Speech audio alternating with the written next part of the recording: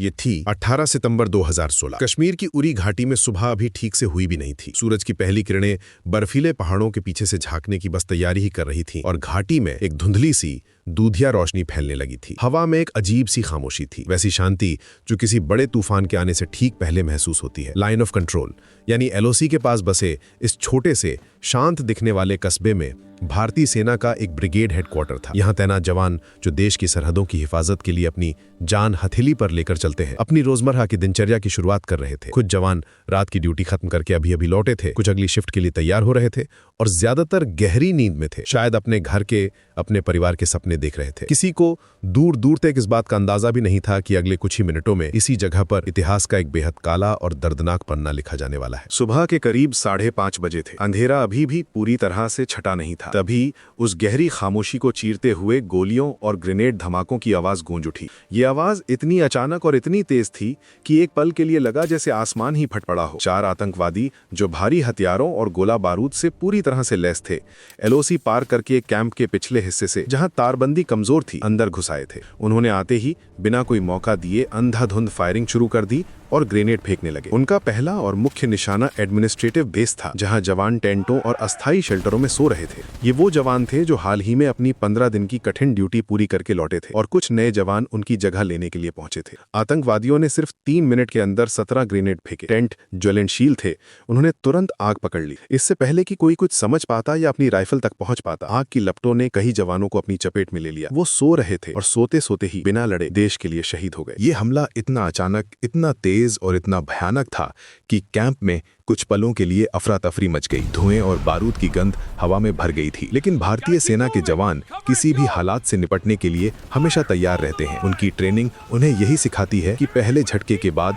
तुरंत संभलना है। उन्होंने फौरन अपनी अपनी पोजीशन संभाली और जवाबी कार्यवाही शुरू कर दी। दोनों तरफ से जबरदस्त गोलीबारी होने लगी, जिसकी आवाज पूरी घाटी में गूंज रही थी। ये लड़ाई करीब 6 घंटे तक चली। हमारे बहादुर जवानों ने उन चारों आतंकवादियों को जहन्नुम पहुंचा दिया, लेकिन इस जीत की हमने एक बहुत बड़ी और दर्दनाक कीमत चुकाई थी। इस हमले में हमारे 19 जवान शहीद हो गए थे और 30 से ज्यादा गंभीर रूप से घायल हुए थे। ये पिछले 2 दशकों में कश्मीर में भारतीय सुरक्षा बलों पर हुआ सबसे घातक और कायरतापूर्ण हमला था। जैसे ही ये खबर देश तक पहुंची, पूरा देश सन्न रह गया। हर भारतीय की आंख में आंसू थे और दिल में गुस्सा और बदले की आग धधक रही थी। हमले के बाद जो तस्वीरें और वीडियो सामने आया वो दिल दहला देने वाले थे। जले हुए टेंट, हर तरफ बिखरा हुआ सामान और हमारे शहीदों के पार्थिव शरीर। ये मंजर किसी भी हिंदुस्तानी के दिल को छलनी करने के लिए काफी था। जब जांच शुरू हुई तो और भी चौंकाने वाली बातें सामने आई। पता चला कि आतंकवादियों ने आग लगाने वाले गोला बारूद का इस्तेमाल किया था ताकि ज्यादा से ज्यादा नुकसान हो सके और कोई बच ना पाए। उनके पास से जो हथियार, जीपीएस सेट और दूसरा सामान मिला, उन पर साफ साफ पाकिस्तानी मार्किंग थी।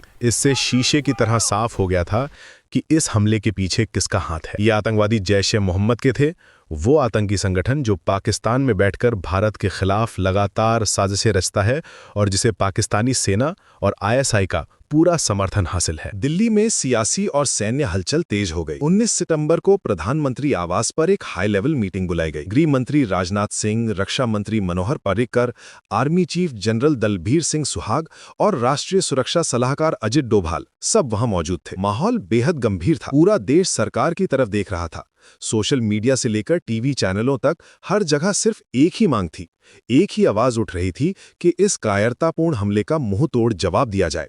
प्रधानमंत्री नरेंद्र मोदी ने देश को भरोसा दिलाया कि शहीदों का बलिदान व्यर्थ नहीं जाएगा और दोषियों को किसी भी कीमत पर बख्शा नहीं जाएगा। उन्होंने देश को संबोधित करते हुए कहा, मैं देश को विश्वास दिलाता हूं कि इस हमले के पीछे जो भी हैं, उन्हें सजा जरूर मिलेगी। हम इस हमले को कभी नहीं भूलेंगे और इसका जवाब जरूर दिया जाएगा। अब सवाल यह था कि जवाब क्या होगा और कैसे दिया जाएगा। क्या सिर्फ कूटनीतिक दबाव बनाया जाएगा जैसा कि अक्सर होता आया था, या फिर इस बार सेना को खुली छूट दी जाएगी? दिन बीत रहे थे और देश का सब्र जवाब दे रहा था। पर्दे के पीछे भारत एक ऐसे जवाब की तैयारी कर रहा था जिसकी किसी ने कल्पना भी नहीं की थी। ये भारत की रक्षा नीति में एक बहुत बड़े और ऐतिहासिक बदलाव का संकेत था। अब स्ट्रेटेजिक रिस्ट्रेंट यानी रणनीतिक संयम का दौर खत्म हो रहा था। अब गाल पर दूसरा थप्पड़ खाने का इंतजार नहीं करना था, बल्कि हाथ उठाने वाले को उसी की भाषा में समझाना था। सरकार और सेना के टॉप अधिकारियों के बीच कई दौर की बैठकें हुई। एयर स्ट्राइक से लेकर तोपखाने से हमले तक हर एक विकल्प पर बहुत गहराई से विचार किया गया। हर विकल्प के फायदे और नुकसान को तौला गया, लेकिन आखिर में एक ऐसे ऑपरेशन को चुना गया जो न सिर्फ दुश्मनों को सबक सिखाएगा, बल्कि दुनिया को भारत की नई ताकत और इच्छा शक्ति का एहसास भी कराएगा। फैसला हुआ सर्जिकल स्ट्राइक का। सर्जिकल स्ट्राइक का मतलब होता है एक ऐसा सैन्य हमला जो दुश्मन के इलाके में अंदर घुसकर सिर्फ और सिर्फ अपने टारगेट को पूरी सटीकता से निशाना बनाता है और फिर बिना किसी नुकसान के तेजी से वापस लौट आता है। ये सुनने में जितना आसान लगता है, करने में उतना ही मुश्किल और जोखिम भरा ऑपरेशन था। इसमें जरा सी भी चूक की, एक छोटी सी गलती की भी कोई गुंजाइश नहीं थी। तारीख तय हुई 28 सितंबर की रात। पूरी हमले के ठीक 10 दिन बाद भारतीय सेना के सबसे जांबाज और खास कमांडो पैरा स्पेशल फोर्सेस के जवानों को इस बेहद मुश्किल मिशन के लिए चुना गया। 4वीं और 9वीं बटालियन के इन योद्धाओं को दुश्मन के इलाके में यानी पाकिस्तान अधिकृत कश्मीर में कई किलोमीटर अंदर घुसकर उन टेरर लॉन्च पैड्स को तबाह करना था जहां से आतंकवादी भारत में घुसपैठ करने के लिए तैयार बैठे थे। 28 और 29 सितंबर की दरमियानी रात जब पूरा देश चैन की नींद सो रहा था, तब एलओसी पर इतिहास रचा जा रहा था। हमारे कमांडो घने अंधेरे का फायदा उठाकर हेलीकॉप्टरों से एलओसी के पास उतरे और फिर जमीन पर रेंगते हुए बिना कोई आवाज किए दुश्मन के इलाके में दाखिल हुए। उनके पास हमारी इंटेलिजेंस एजेंसियों की दी हुई सटीक जानकारी थी। उन्हें पता था कि आतंकवादी कहां छिपे हैं, कितने हैं और उनके हथियार कहां हैं। कमांडो अलग अलग टीमों में बंट गए और एक साथ एक ही समय पर 7 अलग अलग लॉन्च पैड्स पर बिजली की तेजी से धावा बोल दिया। आतंकवादी जब तक कुछ समझ पाते, जब तक वो अपने हथियार उठाते, तब तक मौत उनके सिर पर नाच रही थी। हमारे जवानों ने उन्हें संभलने का कोई मौका नहीं दिया। कुछ ही घंटों के अंदर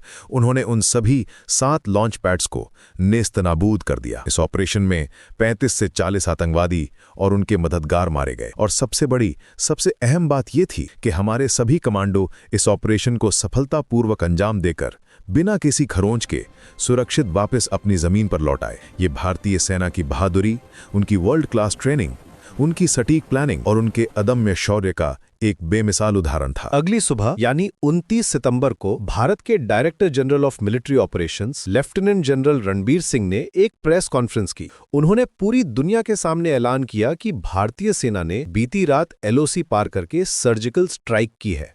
उन्होंने साफ शब्दों में कहा कि हमें पक्की खुफिया जानकारी मिली थी कि आतंकवादी भारत में घुसपैठ करके बड़े शहरों में हमले करने की फिराक में हैं और उन हमलों को रोकने के लिए ये प्रीएम्प्टिव स्ट्राइक यानी पहले से किया गया हमला जरूरी था। इस खबर ने पूरी दुनिया में, खासकर हमारे पड़ोसी देश में, तहलका मचा दिया। भारत में जश्न का माहौल था। लोगों ने सड़कों पर निकलकर तिरंगा लहराकर और मिठाइयां बांटकर सेना की इस ऐतिहासिक कामयाबी का स्वागत किया। हर भारतीय का सीना गर्व से चौड़ा हो गया था। वहीं दूसरी तरफ पाकिस्तान हमेशा की तरह अपनी आदत से मजबूर था। उसने सर्जिकल स्ट्राइक की खबर को सिरे से खारिज कर दिया। उसने कहा कि ये कोई सर्जिकल स्ट्राइक नहीं थी, बल्कि सिर्फ सीमा पर होने वाली आम गोलीबारी थी जिसे भारत बढ़ा चढ़ाकर बता रहा है। लेकिन दुनिया जानती थी कि सच क्या है और झूठ कौन बोल रहा है। उरी हमला एक बहुत गहरा जख्म था, लेकिन उसके जवाब में की गई सर्जिकल स्ट्राइक ने भारत की एक नई तस्वीर दुनिया के सामने पेश की। इसने ये साबित कर दिया कि भारत अब चुपचाप बैठकर आतंकवादी हमले बर्दाश्त नहीं करेगा। ये नए भारत का एक आत्मविश्वास से भरे भारत का संदेश था, जो अपने दुश्मनों को